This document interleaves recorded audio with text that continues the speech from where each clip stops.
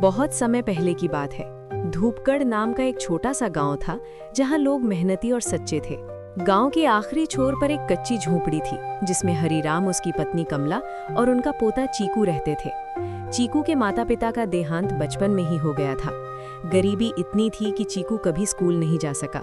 उसके हाथों में किताब नहीं बल्कि जिम्मेदारियां आ गई थी। एक रात झोपड़ी में दिया टिमटिमा रहा था। कमला ने भारी मन से कहा, अब लगता है हमारी गाय गौरी और धवली बेचनी पड़ेंगी। उम्र हो चली है, अब हमसे संभाल नहीं होता। हरीराम ने लंबी सांस लेकर कहा, नहीं कमला, चीकू अब समझदार हो गया है, वही इनका ख्याल रखेगा। पास लेटा चीकू सब सुन रहा था। उसकी आंखें भीग गई लेकिन उसने आवाज नहीं निकाली। उस रात वो सो नहीं सका। अगली सुबह वो जल्दी उठा, दादा दादी के पैर छुए और बोला, आज से गौरी और धवली मेरी जिम्मेदारी है। दिन बीतने लगे। चीकू रोज गायों को लेकर नदी किनारे जाता। तेज धूप, भूख और थकान के बावजूद वो कभी शिकायत नहीं करता।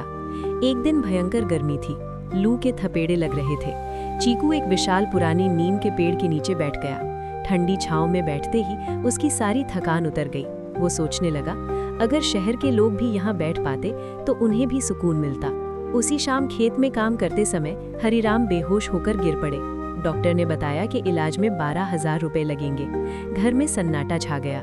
चीकू रिश्तेदारों के पास गया लेकिन सबने मना कर दिया।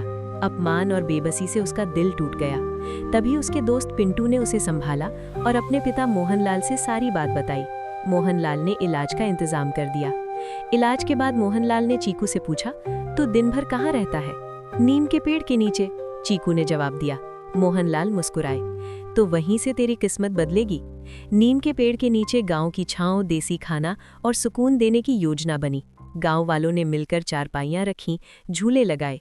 कमला के हाथ का सादा खाना और हरीराम की कहानियां भी शामिल हुईं। एक दिन शहर से एक परिवार आया। 3 दिन रुके। जाते वक्त पैसे देकर बोले, ऐसी शांति हमने कभी नहीं पाई। धीरे धीरे लोग आने लगे। चीकू ने दादा का इलाज पूरा कराया, उधार चुकाया, लेकिन गायें चराना नहीं छोड़ा। एक शाम उसने अपनी पहली कमाई दादा दादी को दी। हरीराम और कमला की आंखों में आंसू आ गए। हरीराम ने कहा, बेटा तू पढ़ा लिखा नहीं है, लेकिन तूने साबित कर दिया कि मेहनत और सही सोच किताबों से बड़ी होती है। नीम के पेड़ की ठंडी छांव में खड़ा चीकू मुस्कुरा रहा था। उसका सपना अब सच बन चुका था।